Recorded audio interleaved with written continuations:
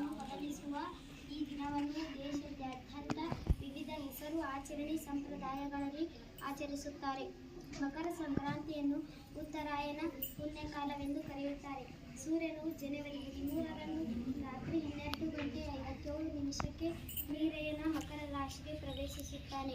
ಜನವರಿ 14ರಂದು ಹಗಲು ಪೂರ್ತಿ ಸೂರ್ಯಾಸ್ತದವರೆಗೆ ಪುಣ್ಯಕಾಲವಿರುತ್ತಾನೆ.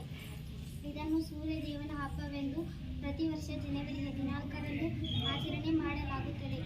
ಈ ದಿನ ಸೂರ್ಯದೇವನು ಕಟಕ ಸಂಕ್ರಾಂತಿಯಿಂದ ದಕ್ಷಿಣವಾಗಿ ಚಲಿಸುತ್ತಾನೆ. ಮಕರ ಸಂಕ್ರಾಂತಿಯಿಂದ ತನ್ನ ಮಾರ್ಗವನ್ನು ಬದಲಾಯಿಸಿ ಉತ್ತರದ ಕಡೆ ಚಲಿಸುತ್ತಾನೆ. ಈ ದಿನ ಶ್ರೀರಾಮ್ ರಾವಣವನ್ನು ಸಂಹರಿಸಿ ಸೀತೆಯನ್ನು ತಮ್ಮ ದಿನವೆಂದು ಹೇಳುತ್ತಾರೆ. ದಕ್ಷಿಣಾಯನದಲ್ಲಿ ಮುಚ್ಚಿದ ಸ್ವರ್ಗದ ಬಾಗಿಲು ಉತ್ತರಾಯಣದಲ್ಲಿ ತೆರೆಯುತ್ತದೆ ಎಂಬ ಪ್ರತೀತಿ ಇದೆ.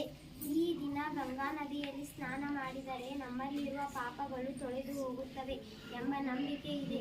ಕರ್ನಾಟಕದಲ್ಲಿ ಸಂಕ್ರಾಂತಿಯೆಂದು, ಗುಜರಾತ್ನಲ್ಲಿ ಉತ್ತರಾಯಣವೆಂದು, ತಮಿಳುನಾಡಿನಲ್ಲಿ ಪೊಂಗಲ್ ಎಂದು, ಹಿಮಾಚಲ ಪ್ರದೇಶದಲ್ಲಿ ಹರಿಯಾಣ ಮತ್ತು ಪಂಜಾಬ್ನಲ್ಲಿ ಲೋಹರಿ ಎಂಬ ಹೆಸರಿನಿಂದ ಆಚರಿಸುತ್ತಾರೆ.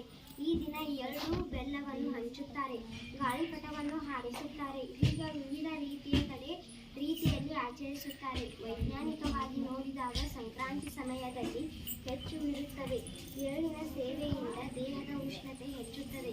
ಹೀಗೆ ಕರ್ನಾಟಕದಲ್ಲಿ ವಿವಿಧ ರೀತಿಯ ಆಹಾರವನ್ನು ತಯಾರಿಸಿ ನದಿಯಲ್ಲಿ ಸ್ನಾನ ಮಾಡಿ ಊಟವನ್ನು ಮಾಡಿ ಎಲ್ಲರೂ ಖುಷಿ ಪಡುತ್ತಾರೆ.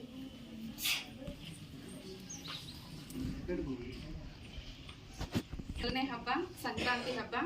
ಈ ಒಂದು ಸಂಕ್ರಾಂತಿ ಹಬ್ಬದ ವಿಶೇಷತೆಯನ್ನು ಕುರಿತಾಗಿ ಹೇಳಿದಂತಹ 6ನೇ ತರಗತಿಯ ವಿದ್ಯಾರ್ಥಿನಿಯರಿಗೆ ಎಲ್ಲರ ಪರವಾಗಿ ಅಭಿನಂದನೆ. ಸಂಕ್ರಾಂತಿ ಹಬ್ಬದ ಶುಭಾಶಯಗಳು. ಈಗಾಗಲೇ ವಿದ್ಯಾರ್ಥಿಗಳು ಹೇಳಿದ್ರು ಏನು ಅಂತಂದ್ರೆ, ಸೂರ್ಯನು ತನ್ನ ಪಥವನ್ನ ಬದಲಿಸ್ತಕ್ಕಂಥ ಒಂದು ಕಾಲ ಇದು. ಅಂದ್ರೆ ಸೂರ್ಯ ದಕ್ಷಿಣದಿಂದ ಉತ್ತರದ ಕಡೆಗೆ ತನ್ನ ಒಂದು ದಿಕ್ಕನ್ನ ಬದಲಿಸ್ತಕ್ಕಂಥ ಕಾಲ. ಅದಕ್ಕೆ ಇವತ್ತಿನಿಂದ ಉತ್ತರಾಯಣದ ಆರಂಭ ಅಂತ ಕರೀತಾರ. ಆನಂತರ ಈ ಒಂದು ಪ್ರಕೃತಿಯೊಳಗೂ ಸಹ ಸಾಕಷ್ಟು ಏನಾಗ್ತೈತೆ ಅಂದ್ರೆ ಬದಲಾವಣೆ ಆಗುತ್ತೆ. ಇಷ್ಟು ದಿನ ನೋಡ್ರಿ ಸ್ವಲ್ಪ ಚಳಿಗಾಲ ಇತ್ತು, ಚಳಿಗಾಲದಿಂದ ಇವಾಗ ಏನಾಗುತ್ತೆ ಒಂದು ಬೆಚ್ಚಗಿನ ಅನುಭವ ಒಂದು ಶುರು ಆಗ್ತೈತಿ. ಈ ಒಂದು ಹಬ್ಬವನ್ನ ಸುಗ್ಗಿ ಹಬ್ಬ ಅಂತಲೂ ಕರೀತಾರೆ.